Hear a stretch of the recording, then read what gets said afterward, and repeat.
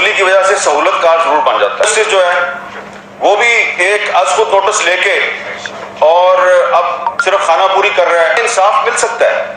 ایک سوال ہے. جب آپ کو حق نہ ملے تو پھر حق کو چھین لینا چاہیے. چاہ رہا تھا لیکن پھر اس کو کہا گیا کہ حکمت کا مظاہرہ کرو، تھوڑے دن کے لیے چلے جاؤ.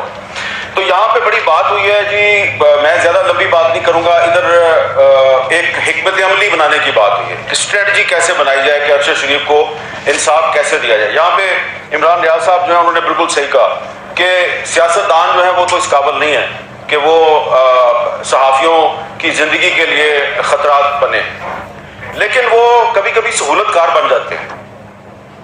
تو سیاستدان جو ہے اس میں واقعی جرأت تو نہیں ہوتی، لیکن وہ اپنی کمزوری اور بزدلی کی وجہ سے سہولت کار ضرور بن جاتا ہے. تو اس کو سہولت کار نہیں بننا چاہیے. ہمارے یہاں پہ ایک دوست نے بھی بات کی، سلیم صابری صاحب نے، کہ انہوں نے بہت سے نام لیے، بہت سے صحافیوں کے نام لیے کہ اگر ان کے مقدمہ قتل یا ان کی شہادت کی تحقیقات کی جاتی، اس میں ہم اگر اپنی اتحاد کا مظاہرہ کرتے تو شاید ارشد شریف کو بھی شہید نہ کیا جاتا. اس حوالے سے بھی میں آپ کو ایک چیز بتانا چاہتا ہوں.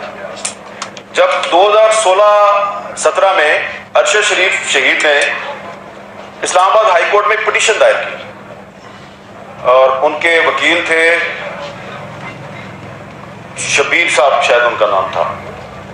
تو انہوں نے ایک پٹیشن دائر کی کہ جی جو حامد میر پہ جو اٹیک ہوا تھا تو اس کی جو انکوائری رپورٹ ہے وہ پیش کی جائے.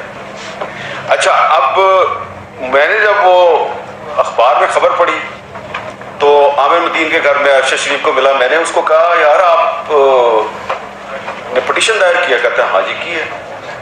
تو اب میں نے اس کو پوچھا یار خیریت ہے، آپ نے کیوں پٹیشن دائر؟ اس نے کہا جی کسی بھی کمیشن کا پتہ ہی نہیں چلتا، رپورٹ ہی نہیں آتی. تو کم از کم ایک یہ کمیشن ہے، اس میں سپریم کورٹ کا چیف جسٹس جو ہے وہ اس کو ہیڈ کر رہا تھا، اس کی سربراہی کر رہا تھا اس کمیشن کی. تو یہ رپورٹ تو آنی چاہیے نا. میں نے کہا چلو ٹھیک ہے. اب میں نے اس وقت سوچا، معذرت سے یہاں پہ ہمارے پی ایف یو جی کی لیڈرشپ بھی موجود ہے، میں نے سوچا یار یہ کام تو پی ایف یو جی کو کرنا چاہیے تھا، یہ ارشد شریف کر رہا ہے. لیکن شکر ہے کہ آج ارشد شریف کے معاملے پہ پی ایف یو جے خاموش نہیں ہے. اور ایک بات میں آپ کو میں اس میں بہت کلیئر ہوں، بڑی میں کلیئرٹی کے ساتھ آپ کو بتا رہا ہوں. آپ جتنی مرضی یونٹی کا مظاہرہ کر لیں، آپ یو این کو خط لکھ دیں، آپ جا کے حکومت وقت کے ساتھ سارے اکٹھے ہو کے چلے جائیں،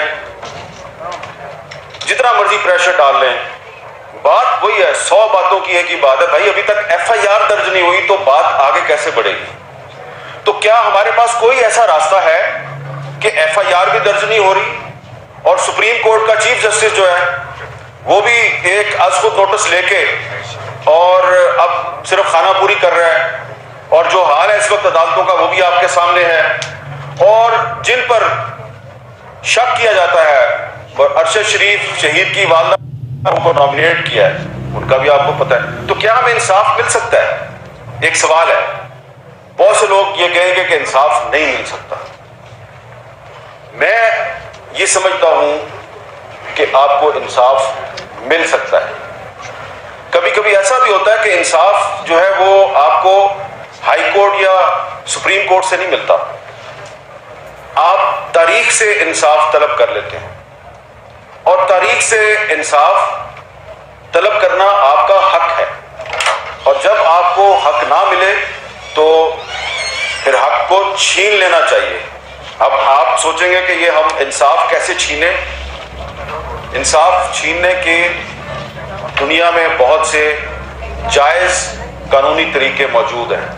میں آپ کو ایک ایسی تجویز دینے لگا ہوں کہ اس تجویز پہ عمل کرتے ہوئے دنیا میں پچھلے 3-4 سال کے دوران بہت سے صحافی جن کو مختلف ممالک میں ان دی لائن آف ڈیوٹی ان کو قتل کر، افضل بٹ صاحب نے سعودی عرب کے صحافی عدنان خاشقجی کا ذکر کیا، جمال خاشقجی کا. تو جس طریقے سے آپ کو پتا ہے کہ جمال خاشقجی جو ہے اس کا مقدمہ کدھر چل رہا ہے؟ سعودی عرب میں تو نہیں چل رہا. کہاں چل رہا ہے؟ امریکہ میں بھی نہیں چل رہا. قتل ترکی میں ہوا تھا, وہاں میں بھی نہیں چل رہا بھائی جان. اس کا مقدمہ چل رہا ہے دی ہیگ میں. اچھا, دی ہیگ میں کون چلا رہا ہے؟ میں آپ کو مثال یہ دینا چاہ رہا ہوں. میں آپ مثال اس لیے دے رہا ہوں, میں اس سے پہلے کلیئر کرنا چاہ رہا ہوں, ادھر بہت سے لوگ بیٹھے ہیں اور جو میں آپ کو تجویز دینے لگا ہوں وہ قابل عمل تجویز ہے. آپ کو کسی حکومت کے پاس جانے کی ضرورت نہیں, کسی یونائٹڈ نیشنز کے پاس جانے کی ضرورت نہیں. یہ کام آپ نے خود آپ کر سکتے ہیں with the help of civil society. لیکن اس کے لیے جرت اور بہادری کی ضرورت ہے, بھاگنا نہیں ہے. کام آپ کر لیں گے, بھاگنا نہیں ہے اس کے لیے. یہ طریقہ کیا ہے؟ یہ طریقہ برٹرینڈ رسل نے اختیار کیا تھا. جب 1966 میں برٹرینڈ رسل نے ایک رسل کوڈ قائم کیا پیپلز ٹریبیونل کے نام سے. ویتنام میں جو امریکہ نے وار کرائمز کیے تو برٹرینڈ رسل نے ان وار کرائمز کے خلاف ایک پرائیویٹ کوڈ بنائی پیپلز کوڈ کے نام سے. اس کوڈ کا تعلق کسی حکومت سے نہیں تھا. اس کوڈ میں دنیا کے بڑے بڑے جو کانسٹیٹیوشنل ایکسپرٹ تھے, ریٹائرڈ جج تھے, پروسیکیوٹر تھے, سول سوسائٹی کے ایکٹیوسٹ تھے, ان کو بٹھایا گیا. انہوں نے باقاعدہ پروسیڈنگ کی, گواہ آئے, ان پہ جرح ہوئی اور اس کا جو رسل کوڈ کا فیصلہ ہے اس فیصلے کے نتیجے میں امریکہ کو ویتنام میں جنگی جرائم کا مجرم قرار دیا گیا. اور جو رسل کوڈ کا جو فیصلہ تھا وہ اس کو کسی نے یہ نہیں کہا کہ جی یہ تعصب پہ مبنی فیصلہ تھا یا ہم اس کو نہیں مانتے. اور اس رسل کوڈ کے فیصلے کے بعد امریکہ ویتنام سے اپنی فوج نکالنے پر مجبور ہوا تھا. اس رسل کوڈ کو بعد میں پیپلز ٹریبیونل کا نام دیا گیا.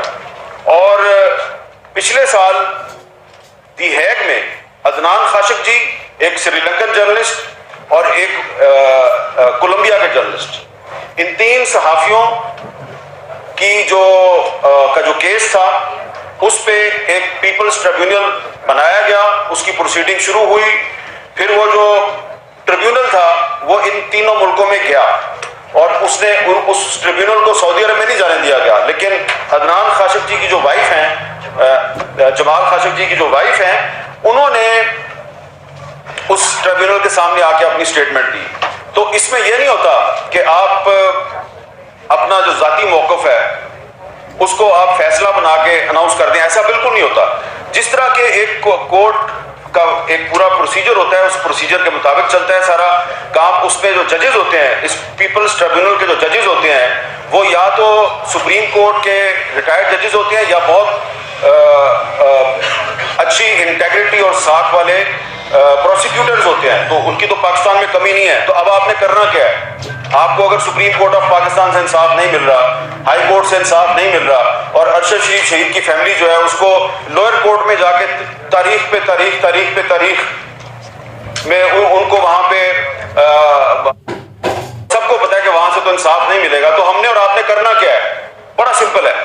آپ نے Pakistan federal union of journalist نے اور دیگر جو اسٹیک ہولڈرز ہیں, آپ نے سپریم کورٹ بار ایسوسی ایشن, Pakistan bar council, human rights commission of Pakistan, reporters without border, committee to protect journalist اور فری پریس ان لمیٹڈ, ان سب کے ساتھ مل کے ایک میٹنگ کریں. یہ اس لیے میں نے نام لیے ہیں کہ جو دی ہیگ میں جو پیپلز ٹریبیونل بنایا گیا ہے, جو دنیا کے مشہور صحافیوں کے قتل کے مقدمات کی سماعت کر رہا ہے, اس پیپلز ٹریبیونل کو بنانے میں RSF, reporters without borders, CPJ اور فری پریس ان لمیٹڈ, ان 3 تنظیموں نے ان کو اکٹھا کیا. اور ان 3 تنظیموں کے ساتھ اگر آپ کا رابطہ نہیں ہے تو میں آپ کا رابطہ کروا دیتا ہوں. میں خود پچھلے سال دی ہیگ میں مجھے بھی بلایا گیا تھا, میں بھی وہاں پہ گیا تھا اور میں نے بھی وہاں پہ بات کی تھی. تو یہ کوئی مشکل کام نہیں ہے. آپ نے پیپلز ٹریبیونل بنانا ہے, آپ کے پاس بہت بڑے بڑے لائرز ہیں, آپ کے پاس بہت بڑے بڑے ججز ہیں, لیکن اس میں ہوگا کیا کہ اس کو بالکل اسی طریقے سے چلانا ہے جیسے کہ ایک پراپر کورٹ چلتی ہے. السلام علیکم پاکستان, آپ یوٹیوب چینل دیکھ رہے ہیں, میں صغیر ککرو. ناظرین, آپ جانتے ہیں کہ ارشد شریف ایک بہت ہی شاندار اور بہت ہی قابل جو تھے وہ جرنلسٹ تھے, ان کو شہید کر دیا گیا تھا کینیا میں. تو ان کے لیے ایک وہ جو ہے یہ کل اس پہ رکھا گیا تھا پروگرام, تو اس میں احمد میر نے ناظرین کچھ باتیں کی ہیں اور اب انہوں نے بھی یہ کہا ہے کہ ابھی تک ارشد شریف کی FIR درج نہیں ہو سکی اور ارشد شریف جو ہے ابھی تک اپنی FIR کے منتظر ہیں۔ تو ابھی تک ناظرین ایک بہت ہی ہمارے بہت ہی قابل رسپیکٹ جو جرنلسٹ تھے، ان کا انصاف کسی کو نہیں مل سکا۔ ان کی والدہ محترمہ FIR کٹوانے کی کوشش کر رہی ہیں، ان کی FIR جو ہے وہ درج نہیں کی جا رہی۔ تو ایسی صورتحال میں پاکستان میں نہ صرف صحافت بلکہ جو بھی لوگ جو ہیں وہ صحیح اور سچی باتیں کرتے ہیں وہ ان چیزوں کا شکار ہو جاتے ہیں اور ان کو کافی ساری مشکلات کا سامنا کرنا پڑتا ہے۔ تو ناظرین اسی لیے جو ہے احمد میر نے یہ کہا ہے کہ ہمیں ایک وہ سول جو ہے وہاں پہ اس کا جو مقدمہ ہے وہ